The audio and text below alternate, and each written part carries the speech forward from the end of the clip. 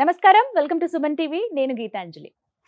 August 4వ తారీఖున అమావాస్య, అందులోనూ ఆదివారం అమావాస్య రావటం, ప్రత్యేకించి పుష్యమి నక్షత్రంతో రావటం వల్ల పుష్యార్క యోగం ఉంది అని చెబుతున్నారు. ఇందులో భాగంగా ఆ రోజు చాలా విశేషం కాబట్టి మనం ఏ పని చేయాలనుకున్నా, మన అభ్యున్నతి కోసం మనం ఏమన్నా కార్యక్రమం తలపెట్టాలనుకున్నా అవి ఖచ్చితంగా సఫలీకృతం అవుతాయి ఆ రోజున ప్రారంభిస్తే అని కూడా చెబుతూ ఉంటారు. ఇలా భాగంగా నాకు అనిపించింది ఏమైనా చిన్న చిన్న పరిహారాలు, అది కూడా మనందరికీ అందుబాటులో మనం చేసుకోగలిగే విధంగా, మనము మన కుటుంబం మన చుట్టుపక్కల అంతా కూడా సుభిక్షంగా సంతోషంగా ఉండే విధంగా ఉండేవి ఏమైనా పరిహారాలు ఉన్నాయా అని చెప్పి ప్రముఖ జ్యోతిషులు బ్రహ్మశ్రీ నందిబట్ల శ్రీహరి శర్మ గారిని అడిగితే చాలా మంచి పరిహారాలు ఉన్నాయి, మీ అందరూ చేసుకునేవి, మీ అందరూ సంతోషంగా ఉండగలిగేవి అన్నారు. ఇక ఆ మాత్రం చెప్తే ఖచ్చితంగా మీ అందరికి కూడా నేను ఇన్ఫర్మేషన్ అందిస్తాను కదా. అందుకే గురువు గారిని ఆహ్వానించాం, వారితో మాట్లాడి వివరాలు తెలుసుకుందాం. గురుగారు నమస్కారం అండి. వాగర్థావివ సంపృక్తౌ వాగర్థ ప్రతిపత్తయే జగతః పితరౌ వందే పార్వతీ పరమేశ్వరౌ. సదాశివ సమారంభాం శంకరాచార్య మధ్యమాం అస్మదాచార్య పర్యంతం వందే గురు పరంపరాం. ఆదిత్యాయ చ సోమాయ మంగళాయ బుధాయ చ గురు శుక్ర శనిభ్యశ్చ రాహవే కేతవే నమః. శృంగేరి పీఠాధిపతులకి కంచి పీఠాధిపతులకి నమస్కారములు తెలియజేసుకుంటూ కార్యక్రమాన్ని ప్రారంభిద్దాం. గురువుగారు, ఆదివారం ప్రత్యేకించి అమావాస్య రావటము, పుష్యార్క యోగం ఆ రోజు ఉండడం, పుష్యమి నక్షత్రం వల్ల విశేషమైన రోజు. అమావాస్య రోజు అనగానే చాలా మంది కొన్ని కార్యక్రమాలు అసలు తలపెట్టరు, కానీ ఈ రోజున తలపెడితే మంచిది అని చెప్పి మీరు చెప్పినటువంటి మాటే. ఇందులో భాగంగా కర్మదోషం పోవాలంటే ఏమన్నా పరిహారాలు ఉన్నాయా? అది కూడా ఒక్క రిక్వెస్ట్ ఏంటంటే, మీకు మీ అందరం చేసుకోగలిగే విధంగా ఉండాలి, అలాంటివి ఏవైనా. శాస్త్రాంతర్గతముగా చాలా పరిహారాలు చెప్పబడ్డాయమ్మా. అయితే మీరు ఇంతకుముందు చెప్పినట్టుగా ఆదివారము అమావాస్య కలిస్తే అద్భుత యోగం, ఆదివారము పుష్యమి నక్షత్రం కలిస్తే పుష్యార్క యోగం. కానీ ఈ మూడు కలిసి వచ్చినటువంటి రోజు ఆగస్టు 4వ తారీఖు. అందున ఈ సంవత్సరంలో ఆఖరిది అయినటువంటి ఆదివారం అమావాస్య పుష్యమి. ఇక మళ్ళీ ఆదివారం పుష్యమి ఆదివారం అమావాస్య ఈ సంవత్సరంలో లేవు. కాబట్టి ప్రతి మనిషికి కూడాను ఎన్నో పనులు ప్రయత్నం చేసుకుంటుంటాడమ్మా. ఆ ప్రయత్నంలో తనకు తెలియకుండానే గత జన్మ కర్మదోషం వల్ల కావచ్చు, ఈ జన్మలో తెలిసి తెలియక చేసినటువంటి కర్మదోషం వల్ల కావచ్చు, సమస్యలు అనేటువంటి అడ్డంకులుగా ఉంటాయి. ఇంకా చెప్పాలి అని అంటే నరదృష్టి కూడా ప్రభావం చూపుతుంది. కాబట్టి వీటన్నిటి నుంచి బయటపడి ఒక కొత్త జీవితం, అంటే మనకు ఈ చెప్పబడినటువంటివి సీతాకోక చిలుక లార్వా నుంచి బయటపడి రూపాంతరం చెందినట్టుగా ఒక స్టేజ్ నుంచి, ఆ బాధలు పడే స్టేజ్ నుంచి ఇక మళ్ళీ మనం బయటికి రావాలి. దైవతానుగ్రహం కలిగింది అని అంటే నిమిషం పట్టదమ్మా. సామెతే ఉంది, కక్కొచ్చినా కళ్యాణం వచ్చినా ఆగదు. కాబట్టి ఆ పరమేశ్వరుని అనుగ్రహం ఒక సెకండ్ లో 1,000,000 వంతు మనకు పడింది అని అంటే ఇక జీవితంలో మళ్ళీ మనం వెనక్కి తిరిగి చూసుకోలేనంతటి ఫాస్ట్ లో ఉంటాం మనం జీవితం. ఏ పని అడ్డం కూడా, ఎందుకంటే పరమేశ్వరుడే అండ మనకు కావున్నాడు. కాబట్టి ఆ పరమేశ్వరుని అనుగ్రహం సంపాదించుకోవాలి అని అంటే శ్రావణ మాసం చాలా విశేషమైనటువంటి మాసం. అయితే ఆదివారము అమావాస్య రోజుననే చేసుకోగలిగినటువంటిది మళ్ళీ వెంబడే సోమవారం వస్తుంది, అందున శ్రావణ మాసం కూడా వస్తుంది. కాబట్టి వీక్షించేటువంటి సుమన్ టీవీ ప్రేక్షకులు ఇప్పుడు చెప్పబోయేటువంటి పరిహారాన్ని చాలా శ్రద్ధతో వినండి, స్కిప్ చేసుకోకండి. ఎందుకనంటే ఇది మీరు చేసుకోగలిగేటువంటిది, అతి సామాన్య మానవుడు కూడా చేసుకోగలిగేటువంటిది. ఈ పరిహారాన్ని మీకు చెప్తాను, వీలైతే నచ్చింది అనుకోండి, 10 మందికి మీ స్నేహితులకి బంధువులకి షేర్ చేయండి. తద్వారా 10 మంది చేసుకోగలిగేటువంటి అవకాశము. అందరూ కూడా ఆ పరమేశ్వరుని యొక్క అనుగ్రహం, ఈ భూప్రపంచమంతా కూడా సృష్టి స్థితి లయకారకాలకు లయకారకుడు ఈశ్వరుడు. కాబట్టి ఆయన అనుగ్రహం కోసమే మనమందరం కూడా ప్రయత్నం చేస్తున్నామమ్మా. కాబట్టి ఆయన అనుగ్రహం సంపూర్ణంగా కలగాలనేటువంటి సదుద్దేశముతో ఈ యొక్క పరిహారం చెప్తున్నాను. ఏం చెయ్యాలి అని అంటే, మనకు సాధారణంగా 1,00,000 ఒత్తుల ఉద్యాపన చేసుకుంటారు కదా చాలా మంది. చేసుకున్నప్పుడు ఒక పెద్ద ప్రమిద తీసుకుంటారు, మట్టితో చేసిన, చిన్నది కాకుండా పెద్ద ప్రమిద తీసుకుంటారు. ఆ పెద్ద ప్రమిద తీసుకొని మీకు ఆ ప్రమిదకు తగ్గట్టుగా, పెద్దదైనా ఇంత చిన్నదైనా ప్రమిదకు తగ్గట్టుగా ఆవు నెయ్యి దొరకని పక్షంలో నువ్వుల నూనె తీసుకోవచ్చు, లేదు విప్ప నూనె కూడా చాలా మంచిది. ఇక తీసుకొని ఇంకా విశేషంగా చెప్పవలసినంటే అష్టతైలాలు కూడా తీసుకోవచ్చమ్మా. అంటే మీకు ఆవు నెయ్యి, కొబ్బరి నూనె, వేప నూనె, విప్ప నూనె, నువ్వుల నూనె, ఆముదం నూనె, ఇంకా 2-3 తైలములు కూడా ఉన్నాయి. ఇవన్నీ కూడా తీసుకోవచ్చు. ఈ యొక్క తైలములు పంచతైలములు కూడా తీసుకోవచ్చు. ఈ పంచతైలములు ఆవు నెయ్యి, విప్ప నూనె, నువ్వుల నూనె, ఆముదం నూనె, వేప నూనె, ఇవి తీసుకోవచ్చు. పంచతైలములు అష్టతైలముల కంటే ఇంకా విశేషంగా పంచతైలములు తీసుకోవచ్చు. ఇవన్నీ కలిపినటువంటిది. ఇవి 5 తైలాలు లేవు. కనీసము నువ్వుల నూనెనైనా లేదా కనీసం ఆవు నెయ్యినా, ఈ మూడిట్లో ఏదైనా కానీ తీసుకోవచ్చు. తీసుకొని మీరు ఆ ప్రమిదలో పెట్టుకోండి. అంటే ఆ ప్యాకెట్లో అలాగే పెట్టుకోండి. అలాగే మీరు ఎంత వయసు ఉంటుందో అన్ని ఒత్తులు తీసుకోండి, శ్రేష్టమైనవి. ఇందులో తామర ఒత్తులైనా, తెల్ల జిల్లేడు ఒత్తులైనా, తామర ఒత్తులు, తెల్ల జిల్లేడు ఒత్తులు, అలాగే సాధారణమైన ఒత్తులు 3 కలిపి 1. అలా మీ ఎంత వయసు ఉంటే అన్ని ఒత్తులు 3 కలిపినవి 1. అలా ఉదాహరణకు ఒక వ్యక్తి వయసు 25 సంవత్సరాలు అనుకోండి, 25 ఒత్తులు తీసుకోవాలి. 25 ఒత్తుల్లో పత్తితో చేసినవి, తామర ఒత్తులు, జిల్లేడు ఒత్తులు, ఈ 3 ఒత్తుల్ని కలిపి 1. అలా 25 చేసుకొని ఆ యొక్క ప్రమిదలో పెట్టుకొని కర్మదోషం తొలగిపోవాలి నాకు అని చెప్పి అప్పుడు ఆ ఈశ్వరుని శివాలయం చుట్టూ కూడా మీకు శక్తి ఉంటే 27 ప్రదక్షిణలు చేయండి, లేదా 11 ప్రదక్షిణలు చేయండి. కనీసం హీన పక్షంలో 3 ప్రదక్షిణలు అయినా చేసిన తర్వాత అప్పుడు ఆ యొక్క నూనెని పంచతైలాలు కానీ లేదా సంబంధించినటువంటి పంచతైలాలు అంటే ఏం చెప్పుకున్నాం, మళ్ళీ చెప్తున్నాను.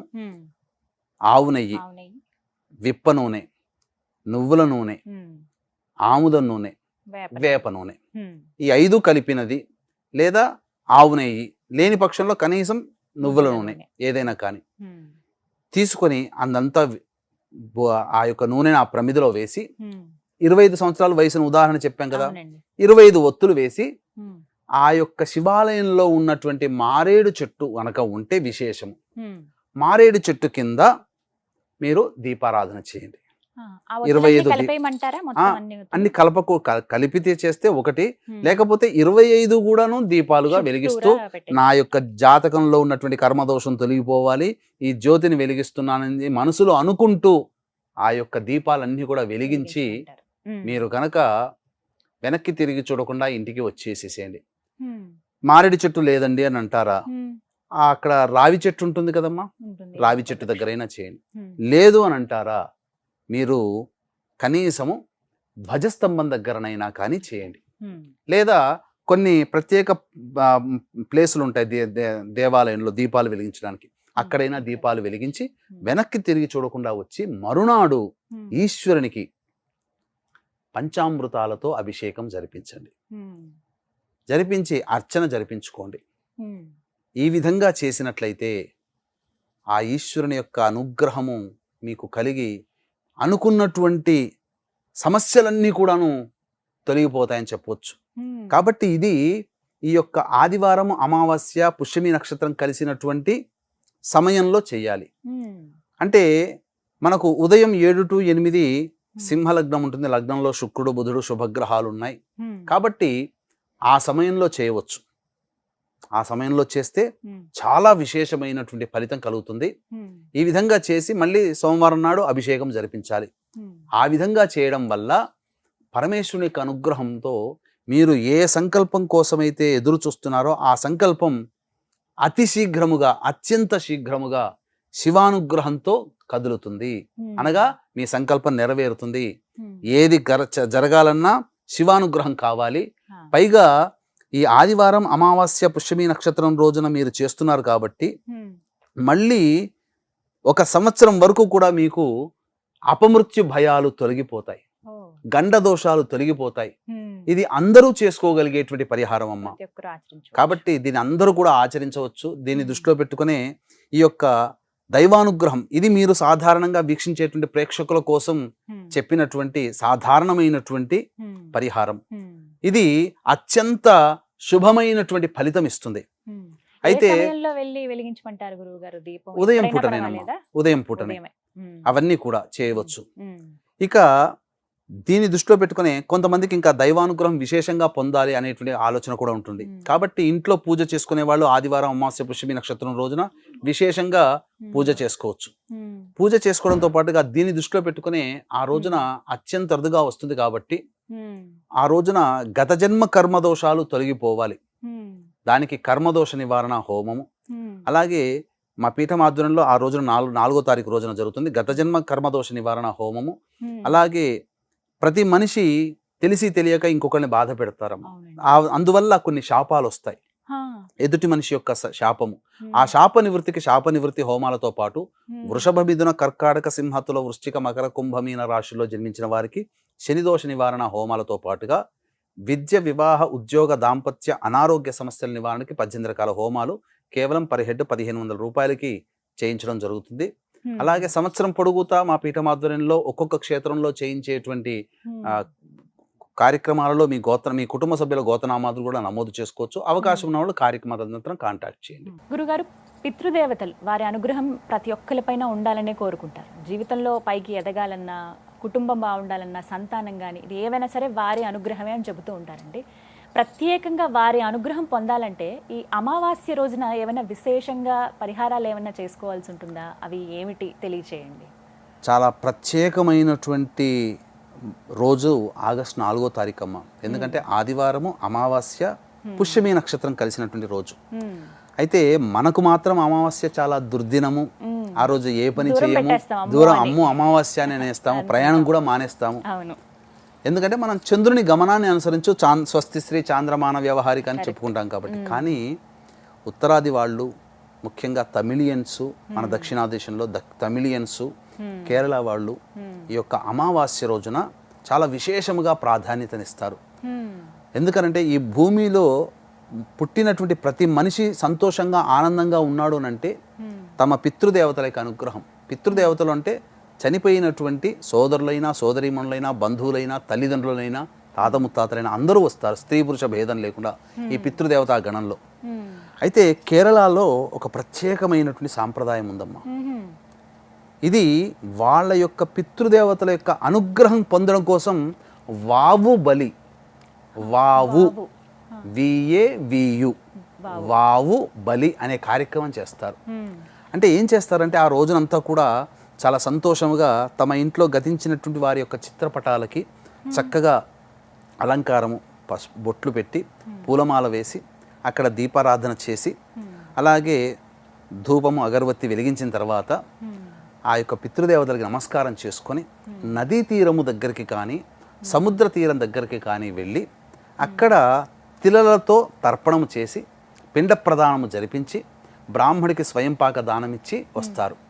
ఎందుకంటే ఈ యొక్క ఎప్పుడు చేయాలి ఈ యొక్క సమయం అని అంటే కేవలం ఒకే రోజున చేస్తారు. ఎప్పుడంటే దక్షిణాయనం ప్రారంభమైనటువంటి తరువాత వచ్చే అమావాస్య, అంటే ఇప్పుడే ఆషాఢ అమావాస్య. దక్షిణాయనం ప్రారంభమైన తర్వాత వచ్చే అమావాస్య రోజునే ఈ యొక్క వావు బలి అనేటువంటి కార్యక్రమం చేస్తారు. ఈ యొక్క కర్కాటక సంక్రమణంలో వచ్చే తొలి అమావాస్య కాబట్టి దీనికి విశేషమైనటువంటి పితృదేవత అనుగ్రహం కలుగుతుంది. కాబట్టి వీక్షించేటువంటి సుమన్ టీవీ ప్రేక్షకులు ఎవరైనా కానీ మీ యొక్క పితృదేవతల యొక్క అనుగ్రహం మీకు కలగాలి, పితృదేవతలు అన్నార్తితులతో ఇబ్బంది పడకుండా, ఆకలి తప్పులతో ఇబ్బంది పడకుండా ఉండాలి అంటే మీరందరూ కూడా మీకు దగ్గరలోని నదీ తీరంలో కానీ లేదా సముద్ర తీరానికి కానీ కనీసము గృహంలోనైనా కానీ బ్రాహ్మణుని పిలిపించి తర్పణాలు వదిలి, సంకల్పం చేసుకొని తర్పణాలు వదిలి, అలాగే పిండ ప్రదానము జరిపించి తర్పణాలు వదిలి స్వయంపాక దానము బ్రాహ్మడికి దక్షిణతో సహా ఇచ్చి మీరు ఆ యొక్క బ్రాహ్మడి యొక్క ఆశీర్వచనం తీసుకోండి, పితృదేవతల అనుగ్రహం తీసుకోండి. తద్వారా మీరు ఇంట్లో ఆగిపోయినటువంటి శుభకార్యాలు కావచ్చు, లేకపోతే ఇతరత్ర ఏవైనా ఉద్యోగమైనటువంటి ఇబ్బందులు కావచ్చు, అన్నీ కూడాను పూర్తిగా నెరవేరుతాయి, సమస్యలన్నీ తీరుతాయని చెప్పడంలో ఏమాత్రం సందేహం లేదు. ఇటువంటి ఆదివారం, అమావాస్య, పుష్యమి నక్షత్రం కలిసి వచ్చినటువంటి అలభ్య పుణ్యతిథి మళ్ళీ ఈ సంవత్సరంలో అటువంటి రోజు లేదు కాబట్టి దీన్ని దృష్టిలో పెట్టుకునే మా పీఠం ఆధ్వర్యంలో గత జన్మ కర్మదోష నివారణకి కర్మదోష నివారణ హోమాలు, తెలిసి తెలియక ఇతరులని బాధ పెట్టడం వల్ల వచ్చేటువంటి శాపాల వలన దోష నివారణకి శాప నివృత్తి హోమాలతో పాటు వృషభ మిథున కర్కాటక సింహతుల వృశ్చిక మకర కుంభమీన రాశుల్లో జన్మించిన వారికి శని దోష నివారణ హోమాలతో పాటు విద్య వివాహ ఉద్యోగ దాంపత్య అనారోగ్య సమస్యల నివారణకి 18 రకాల హోమాలు కేవలం 1500 రూపాయలకి చేయించడం జరుగుతుంది. అలాగే సంవత్సరం అంతా ఒక్కొక్క క్షేత్రంలో చేయించే కార్యక్రమంలో ప్రతి నెల చేయిస్తుంటాం. కుటుంబ సభ్యుల గోతనామాలు కూడా మీరు నమోదు చేసుకోవచ్చు. అవకాశం ఉన్న వాళ్ళు కార్యక్రమ తదనంతరం కాంటాక్ట్ చేసి పూర్తి వివరాలు తెలుసుకోండి. గురుగారు, సాధారణంగా మనం చూస్తూ ఉంటాం అమావాస్య రోజున గుమ్మడికాయను మారుస్తూ ఉంటారు. ఇంటి ముందు కట్టింది కావచ్చు, వ్యాపార స్థలాల్లో పెట్టింది కానీ ఎక్కడైనా సరే. అంటే ఇప్పుడు వచ్చేటువంటి చాలా పుణ్యమైన రోజు అని చెప్తున్నారు. ఎంతో విశేషత ఉంది ఈ రోజుకి. ఆదివారం వచ్చింది, అమావాస్య పుష్యమి నక్షత్రంతో కూడుకున్నది కాబట్టి ఆ రోజున మార్చుకోవచ్చా గుమ్మడికాయ? ఒకవేళ మార్చుకుంటే సమయం అంటూ ప్రత్యేకంగా ఏమన్నా ఉందా? ముఖ్యంగా గుమ్మడికాయని మనము కొత్తగా ఇంటి గృహప్రవేశం చేసుకున్నా, కొత్తగా వ్యాపారం ప్రారంభించుకున్నా గుమ్మడికాయని కడతాము. అంటే దీంట్లో అంతరార్థం ఏంటంటే బలి అనేటువంటిది. అంటే మీకు వీక్షించేటువంటి ప్రేక్షకుల్లో చెప్పాలి అని అంటే, ఒక నిమ్మకాయని మనం బలిస్తున్నామంటే ఒక కుక్కటము అంటే కోడిని బలించినతో సమానం. అలాగే బూడిద గుమ్మడికాయని మనం బలిచ్చాము అని అంటే దాని అర్థము ఒక దున్నపోతుని బలి ఇచ్చినతో సమానం. ఇది శాస్త్రంలో ఉంది, కూష్మాండము. కాబట్టి ఇదేంటనంటే అందుకనే పూర్వకాలంలో వడియాలు అనేటువంటివి పెట్టుకునేవాళ్ళు. ఎందుకు వడియాలు తినేవాళ్ళు? గుమ్మడికాయ వడియాలు అంటే శరీరంలో నకారాత్మకం ఏదైతే ఉంటుందో అవి పూర్తిగా తొలగిస్తుందని. అందుకని ఈ సంబంధించినటువంటి గుమ్మడికాయ వడియాలు ఆ కాలం రాగానే చక్కగా పెట్టుకొని ఆ సమయంలో తినేవాళ్ళు. ఒంట్లో ఉష్ణం కూడా చేస్తుందని చెప్పి. అంతేకాకుండా సైన్స్ పరంగా చూస్తే గుమ్మడికాయ జ్యూస్ కూడా చాలామంది వాడతారు. ప్రతిరోజు కూడా తీసుకుంటే కనుక ఆరోగ్యం చేకూరుతుందని చెప్పి. అయితే ఇదే గుమ్మడికాయని ఆరోగ్యం కోసం మనం వాడుతున్నాం, ఇదే గుమ్మడికాయని ఇంటి గృహప్రవేశం లేదా వ్యాపార స్థలంలో వాడుతున్నాం. అంటే నరదృష్టి అనేటువంటిది తొలగిపోతుంది. అందుకనే మీరు చాలామంది ఈ యొక్క ఆరా కొలిచేటువంటి వాహనం ఉంటాయి కదమ్మా, పరికరాలు, ఆ గుమ్మడికాయ దగ్గర తీసుకోపోగానే చాలా మటుకు నెగిటివ్ వైబ్రేషన్ తీసేస్తున్నట్టుగా కనబడుతుంటుంది, వాళ్ళకి తెలిసిపోతుంది. అందుకనే ఇంటి ముందర ఇల్లు చూడగానే అబ్బా బాగుందిరా, ఎంత చక్కగా ఉందో ఇల్లు అనుకొని ఇంట్లోకి వచ్చిన వాళ్ళు దృష్టి పడుతుంటారు. అందుకనే వాళ్ళు గృహప్రవేశం ఒక్కరోజునే చేస్తుంటారు, ఎప్పుడు ఇంకా చెయ్యరు ఇంకా. కానీ గుమ్మడికాయని కుళ్ళిపోయిన తర్వాత మళ్ళీ, లేదా గుమ్మడికాయ ఎండిపోయినా కుళ్ళిపోయినా మళ్ళీ గృహానికి కట్టుకోవాలి. వ్యాపారం బాగా సాగుతుంది అనుకోండి, అబ్బా వీడి అదృష్టం, వ్యాపారం చాలా బాగా సాగుతుందిరా, వీడు ఎంత అదృష్టవంతుడో అని చెప్పి తోటి వ్యాపారస్తులే దిష్టి పెడుతుంటారు. నరదృష్టి సోకితే నల్లరాయైనా పగులుతుంది. ఇంట్లో పిల్లలు బాగా చదువుకున్నా, ఉద్యోగాలు వచ్చి బాగా సంపాదిస్తున్నా, లేదా మంచి అన్యోన్య దాంపత్యంతో కుటుంబ సభ్యులు మెలుగుతూ ఉన్నా, పరుల కంటితో మన యొక్క సమస్యలు ప్రారంభమవుతాయి, కంటి దృష్టితో. కాబట్టి ఇవన్నీ తొలగిపోవాలి అని అంటే మన వాళ్ళు పూర్వీకులు ఎప్పుడు కూడా ఆచరించినటువంటి విధానము కొన్ని ఉన్నాయి. ఇందులో గుమ్మడికాయ ఇంటికి కట్టడం అనేటువంటి ఒక విధానం. కాబట్టి ఈ యొక్క గుమ్మడికాయ కట్టే విధానం రోజున ఎర్రటి గుడ్డలో, అనగా ఈ ఆదివారం అమావాస్య రోజున సాధారణంగా చెయ్యాలి. కానీ ఆదివారం అమావాస్య రోజున ఇప్పుడు చెప్పబడేటువంటి తంత్రం కనుక చేస్తే ఇంకా విశేషమైనటువంటి ఫలితం. లేదు ఇంకా చెప్పాలంటే ఈ యొక్క ఆగస్టు 4వ తారీఖు రోజున ఆదివారము అమావాస్య పుష్యమి నక్షత్రం కలిసి వచ్చినటువంటి రోజు. కాబట్టి విశేషమైనటువంటి ఇటువంటి అలభ్య పుణ్యతిథి మళ్ళీ ఈ యొక్క ఆదివారం అమావాస్య ఈ యొక్క సంవత్సరం 2024లో లేదండి. ఇదే ఆఖరి ఆగస్టు 4వ తారీఖు రోజే. కాబట్టి గుమ్మడికాయను చక్కగా కడిగి ఇంట్లోకి చక్కగా శుభ్రంగా కడిగిన తర్వాత తొడిమితో ఉన్నటువంటి గుమ్మడికాయను రావాలి. తీసుకొచ్చేటప్పుడు చాలా మంది తొడిమను పట్టుకొని ఏదో పిల్లవాడిని కనుక లాక్కొని వచ్చినట్టుగా పట్టుకొస్తుంటారు. రాకూడదు. భక్తి భావంతో శ్రద్ధతో ఆ గుమ్మడికాయని ఇంటికి తీసుకొని రావాలి. ముందు రోజు తీసుకొని వచ్చిన తర్వాత ఆదివారం అమావాస్య పుష్యమి నక్షత్రం అంటే సూర్యోదయం తర్వాతనే వారం లెక్క మనకు శాస్త్రం ప్రకారం. కాబట్టి ఉదయం 7 to 9 ఉన్నటువంటి సమయం చాలా శుభమైనటువంటి సమయం. కాబట్టి ఆ యొక్క గుమ్మడికాయని పూజా మందిరంలో పెట్టి ఆ గుమ్మడికాయకి వాస్తు పురుషుడి యొక్క అష్టోత్తరముతో కానీ లేదా కాలభైరవుడి యొక్క అష్టోత్తరముతో పూజ జరిపించాలి, లేదా కాళికాదేవి యొక్క అష్టోత్తరంతోనైనా పూజ జరిపించాలి. జరిపిన తరువాత ధూపదీప నైవేద్యములు ఆ గుమ్మడికాయ ఇచ్చిన తర్వాత ఉట్టి తెచ్చుకోవాలి. ఆ ఉట్టి తెచ్చుకున్న తర్వాత ఎర్రటి గుడ్డలో కట్టాలి. అందులో వస్తువులు ఏం వేయాలంటే తెల్ల ఆవాలు, అలాగే మిరియాలు, పిప్పళ్ళు, అలాగే జీడి గింజలు, అలాగే గవ్వలు, అలాగే పటిక బెల్లం. బెల్లం అంటే తినే బెల్లం కాదు, పటిక అంటారు దాన్ని. ఈ యొక్క పటికని పచారీ షాపుల్లో దిష్టికి కట్టుకునే పటిక అంటే ఇస్తారు. ఆ పటికను మరియు బూడిద గుమ్మడికాయను కలిపి చక్కగా ముడివేసి ఆ ఉట్టిలో పెట్టి రాహుకాలంలో మనం ఇంటికి కానీ వ్యాపార సంస్థకి కానీ కట్టుకుంటే చాలా మంచిది. ఎందుకంటే ఈ 4వ తారీఖు రోజున సాయంత్రం 4:45 వరకు పుష్యమి ఈ యొక్క ఆదివారం అమావాస్య తిథి ఉంది.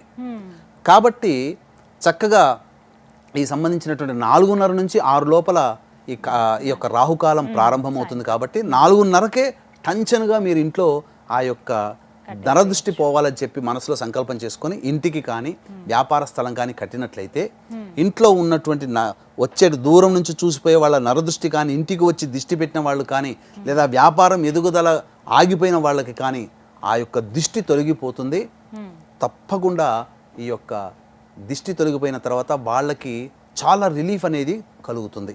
వ్యాపారం అభివృద్ధి చెందుతుంది, ఇంట్లో దిష్టి పోతుంది, కుటుంబ సభ్యులు అన్యోన్యంగా దాంపత్యంగా ఉంటారు, అలాగే పిల్లలు కూడా ఆనందంగా పాజిటివ్ వైబ్రేషన్తో ఉంటారు. ఇంతటి మహత్యం కలిగినటువంటి రోజున, ఇటువంటిది రోజున వీక్షించేటువంటి సుమన్ టీవీ ప్రేక్షకులు ఎవ్వరూ కూడా మిస్ చేసుకోకండి.